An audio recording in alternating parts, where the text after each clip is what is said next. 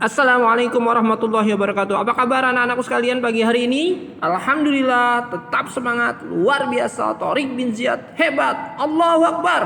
Jangan lupa pekikan merdeka, merdeka, merdeka. Baik anak-anakku sekalian, izinkan Pak Indra menyanyikan sebuah lagu yang amat Pak Indra ingat sekali sejak kecil dulu. Begini lagunya, nanti tebak apa judulnya ya.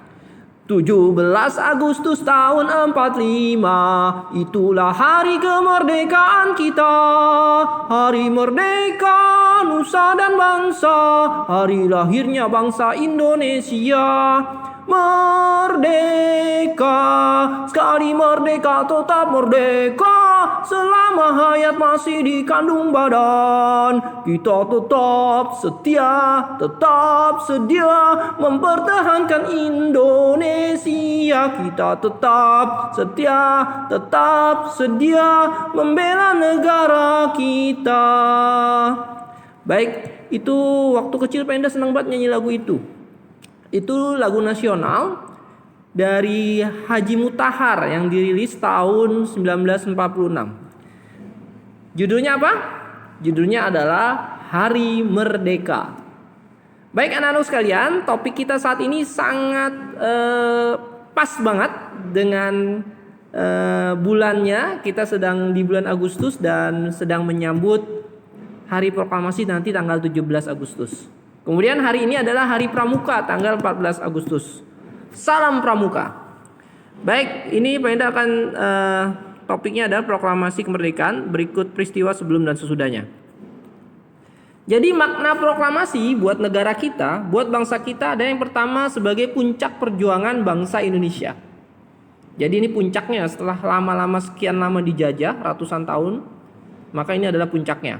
Yang kedua adalah pernyataan negara. Jadi penting secara politik, baik politik dalam negeri maupun politik luar negeri, kita harus ngaku tuh, mengumumkan ke seluruh pelosok negeri ini dan ke seluruh dunia, baik secara de facto dan de jure, maka kita harus diakui juga oleh bangsa ini dan oleh umat manusia seluruh dunia.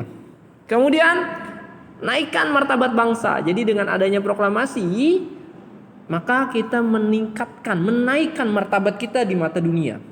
Kemudian 4 adalah memulai perjuangan sebagai Indonesia baru. Jadi ini Indonesia yang baru nih, bukan Indonesia yang kemarin yang dijajah, yang lemah sekali ya. Sekarang Indonesia yang harus maju. Yang kelima adalah kita nyatakan bahwa kita sudah bebas dari belenggu penjajah. Kalau nggak ada kata-kata bebas, nggak ada proklamasi, kita akan terus dijajah. Maka harus segera ketika memang sudah diperkenankan untuk merdeka, ya kita harus nyatakan ini merdeka. Next. Jadi ada peristiwa sebelum kemerdekaan, yaitu peristiwa yang pertama, menyerahnya Jepang kepada sekutu.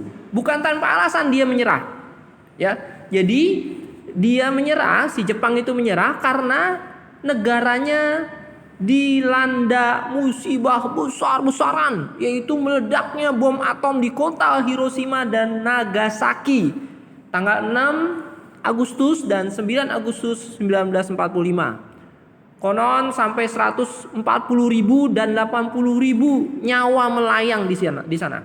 Nah, pada tanggal 12 Agustusnya tahun 45, Jenderal Terauchi yang pemimpin pasukan Jepang saat itu di kawasan Asia Tenggara memanggil tokoh-tokoh Indonesia ya seperti Soekarno, Hatta, Ahmad Subarjo dan lain-lain ya ke Vietnam Selatan, yaitu ke kota Dalat, untuk menyampaikan silakan bangsa Indonesia nyatakan kemerdekaan. Wah, langsung peristiwa berikutnya disusul tanggal 14 Agustus 1945 Jepang menyerah pada sekutu.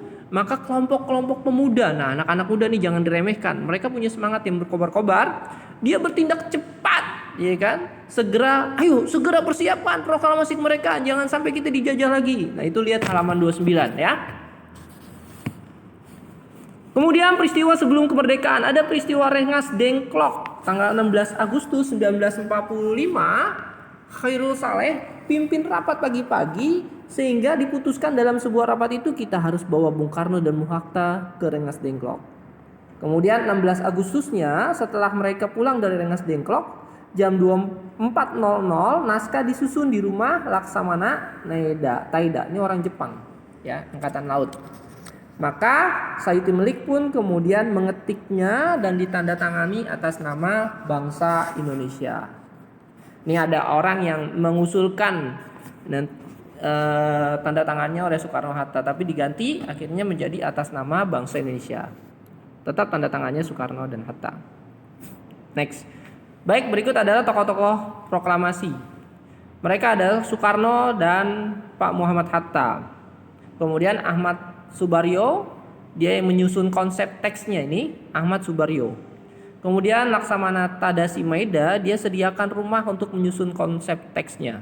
Kemudian kalau membacakan proklamasinya tuh di Jalan Pegangsaan Timur nomor 56 Jakarta. Tapi kalau menyusun teksnya di rumahnya Laksamana Tadasi Maeda di Jalan Cikini.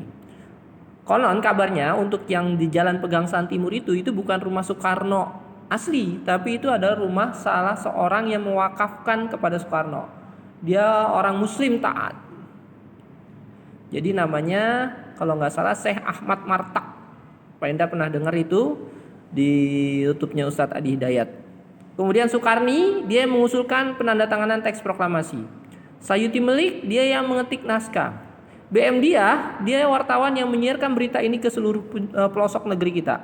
Dan konon kabarnya memang BM Diah ini pernah menemukan tulisan asli Pak Soekarno, naskah proklamasi yang sempat dibuang ke tong sampah. Dan selama 47 tahun disimpan olehnya, kemudian baru diserahkan ketika zaman Pak Soeharto tahun 1992, tepatnya tanggal 29 Mei 1992. Baru kemudian ketika itu diberikan ke Pak Soekarno dan kita bisa lihat sekarang tulisan diberikan ke Pak Soeharto. Sekarang kita bisa lihat tulisan asli dari Pak Soekarno saat itu. Kemudian ada Luhut, ada Latif, Hendra Ningrat, Suhut dan Trimurni. Mereka bertiga adalah pengibar bendera proklamasi saat itu. Dan yang tidak boleh kita lupakan adalah penjahit benderanya, Ibu Fatmawati. Nah, ini dia perubahan naskah klat ke autentik. Silakan dibaca. Yang menarik adalah kata Jakarta 17805 diubah menjadi Jakarta hari 17 bulan 8 tahun 05. Kenapa tahun 05 bukan tahun 45? Ya karena saat itu mengambil penanggalan militer Jepang, ya. Jadi penanggalan Jepang pada saat itu kalau nggak salah 2905 kalau nggak salah. Kalau Pak Enda salah mohon dikoreksi. Nah, ini teksnya, yang klat itu tulisan tangan, autentik itu yang udah diketik Sayuti Melik. Nah, ini tulisan tangan ini baru ditemuin, ya, baru disebarluaskan ke publik itu tahun 92 pada eranya Presiden Soeharto, ya. Karena BM Diah baru menyerahkannya, jadi sempat disimpan 47 tahun disimpan dan baru diserahkan ke era Presiden Soeharto. Sehingga kita bisa lihat sekarang. Nah, ini peristiwa penting setelah kemerdekaan. Ternyata setelah dibacakannya proklamasi oleh Soekarno tanggal 17 Agustus 45 tadi, ternyata bukan akhir dari perjuangan bangsa ini. Setelah proklamasi masih banyak hal yang harus dilalui Indonesia sebagai negara baru. Masih banyak challenge ya, tantangannya. Berikut adalah peristiwa penting sejak kembalinya tentara sekutu dan tentara Belanda. Jadi uji mumpung, mumpung Belanda sudah menyerah, ayo kita balik lagi ke Indonesia tuh. Bahkan Belanda juga ikut-ikutan. Nah, maka terjadilah perang di sana tanggal 10 November 1945 di Surabaya. Ada Bung Tomo.